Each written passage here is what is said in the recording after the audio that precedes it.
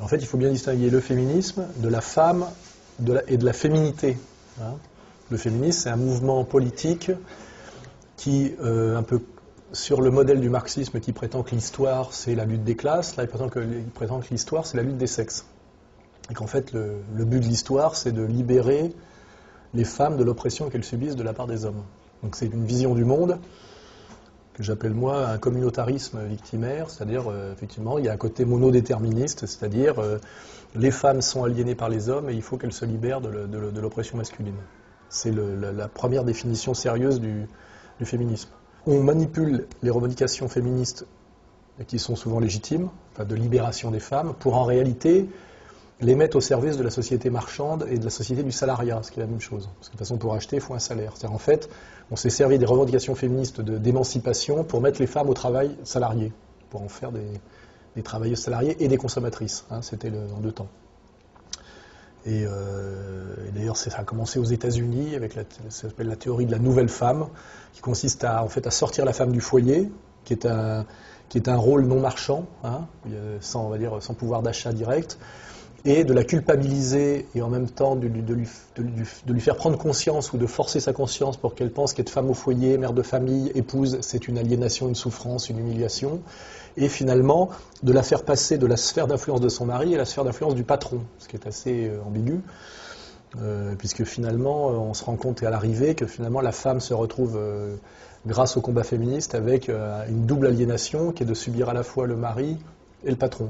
Hein, c'est-à-dire ce qu'on appelle la double journée, c'est-à-dire d'être à la fois mère au foyer et en même temps travailleuse salariée, et que ça a souvent, surtout dans les classes populaires, aggravé sa situation au quotidien et que ça l'a améliorée.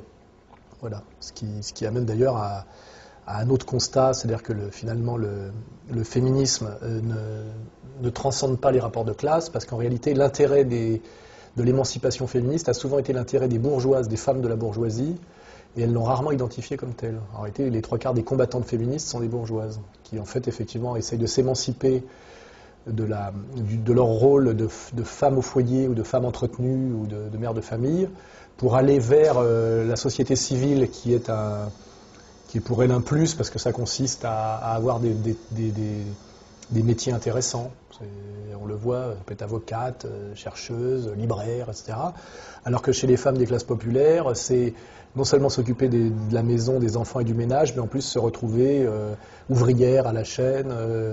Et ce qui est assez intéressant, c'est que du côté des classes populaires, en fait, l'émancipation des femmes passe plutôt par échapper à l'impératif de production et au salariat, pour pouvoir à la limite devenir femme entretenue ou femme au foyer, ce qui est un luxe et une aspiration pour les femmes des couches populaires, ça a échappé à l'impératif de production du travail, alors que dans la bourgeoisie, c'est échapper à l'ennui de la maîtresse de maison de la bourgeoisie pour accéder à une vie sociale plus intéressante dans des métiers intéressants. Ce qui veut dire qu'il y a une opposition en termes de classe entre ce à quoi aspire la bourgeoise en termes d'émancipation et ce à quoi aspire la femme des couches populaires.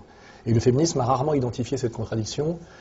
Et il est assez facile de voir que la plupart des leaders féministes sont en général des femmes de la bourgeoisie. C'est-à-dire ça correspond à la sensibilité de la bourgeoise de gauche. Donc ça, c'est le travail que j'ai fait, qui, à mon avis, n'est pas contestable et pas critiquable, mais qui a été beaucoup critiqué, d'ailleurs, en termes de procès d'intention. Machisme, mépris des femmes, etc. C'est possible pour une femme de travailler dans la société du salariat si quelqu'un s'occupe de ses enfants en bas âge, par exemple, ce qui veut dire que souvent, ce qu'on oublie, c'est que derrière la femme émancipée et féministe, il y a une autre femme qui a une double aliénation, elle, qui est la femme de ménage, par exemple, ou la babysitter, qui, elle, s'occupe et des enfants de la bourgeoise émancipée et de ses propres enfants. Donc c'est qu'en fait, l'émancipation des femmes se fait souvent de façon non dite sur le dos d'autres femmes qui, elles, subissent une double aliénation. Parce que le problème d'à la fois d'accoucher d'enfants, d'élever des petits-enfants et de travailler, c'est que ça multiplie le temps de travail et que les journées ne sont pas extensibles et qu'il n'y a pas d'ubiquité chez les femmes, pas plus que chez les hommes. Donc, à un moment donné, comment fait-on ? Qu'est-ce qu'on fait de ces enfants en bas âge quand on est obligé de travailler 8 heures par jour ? C'est la question qui est posée. Alors, il y a des femmes qui ont les moyens de payer une babysitter pour aller travailler, ce qui veut dire qu'il faut que leur salaire soit plus élevé que ce que coûte la babysitter. Mais pour les femmes des couches populaires, une femme qui s'occuperait de leurs enfants pendant qu'elle travaille leur coûterait plus cher que ce qu'elle travaille en tant que salariée. Donc, ce n'est pas un choix libre, c'est une question déjà de position de classe. Et ça réduit souvent à la fin notamment dans les classes populaires, à la double journée. Parce qu'en réalité, aujourd'hui, le droit au travail est une escroquerie, c'est l'obligation de travailler. C'est-à-dire que pratiquement plus aucun couple aujourd'hui ne peut vivre sur un seul salaire. Et dans les couches populaires, ce qui prouve d'ailleurs qu'il y a une régression sociale, il faut dans les familles d'ouvriers ou de petits cols blancs, 2 salaires pour faire vivre une famille, un foyer. Il faut 2 salaires. C'est-à-dire qu'une femme arrête de travailler aujourd'hui, c'est un luxe dans les classes populaires. En réalité, elle est obligée de travailler. Donc les féministes nous présentent comme un acquis de haute lutte le fait d'avoir le droit de travailler, et dans le travail salarié, alors qu'en réalité c'est une obligation. Un, c'est une obligation, et 2, c'est ce que désire le système marchand, car en fait, le système marchand qui veut étendre le marché toujours plus a intérêt à étendre le salariat et le pouvoir d'achat, la capacité de consommer. Donc en réalité, ce que les féministes présentent comme un acquis de haute lutte était la volonté profonde de la société marchande de mettre les femmes sur le marché du travail et sur le marché de la consommation. C'est pour ça d'ailleurs que les féministes, qui ont toujours été très peu nombreuses, ont toujours été très très flattées par les médias et le pouvoir, contrairement aux vraies luttes sociales, je dirais, unisexes, parce qu'en fait, elles faisaient à leur insu le jeu de la société marchande et de la société de consommation. Et c'est pour ça que je dis les féministes, en dernière instance, quand on a du recul, apparaissent finalement comme étant les idiotes utiles de la société marchande et de la société de consommation et de la société du salariat généralisé. Partout où le féminisme monte, en général, c'est partout où la lutte des classes, la conscience de la lutte des classes et le combat de classe régressent. Et c'est là où le féminisme est assez ambigu, c'est que plus la société se boboise, et plus elle se libéralise, et plus elle devient bourgeoise, et plus les écarts notamment de richesse s'aggravent, plus les féministes sont présentes, et plus on leur donne le pouvoir. C'est un constat systématique. Donc, je crois que malheureusement, les féministes jouent un rôle d'idiote utile et parfois même de collabo dans cette histoire-là. J'ai un grand respect pour des tas de femmes qui ne sont jamais féministes. Même Marguerite Yourcenar se moquait des féministes parce qu'elle voit très bien le piège. Les femmes d'une intelligence supérieure et qui ont conscience de leur être et qui veulent être... qui se battent pour leur liberté, ont toujours pointé du doigt le mensonge, la naïveté, la bêtise du combat féministe strict.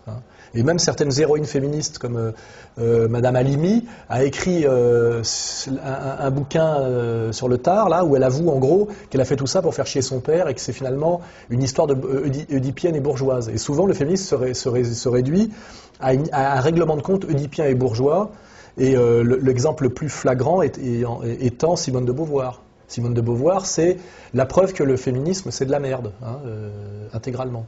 Sa relation à sa famille, sa relation à Sartre, sa relation à la gauche, sa relation aux hommes, c'est d'une naïveté qui n'a d'égal que finalement c'est mesquin, méchant et malhonnête. Et j'aimerais bien que les gens qui s'intéressent à la question aient l'honnêteté de faire une étude a posteriori de qu'est-ce que représente Simone de Beauvoir. Sur le plan d'ailleurs de la production philosophique, sur le plan de l'engagement politique, sur le plan de l'ambiguïté mondaine, c'est pas reluisant. Je préfère encore penser à Louise Michel.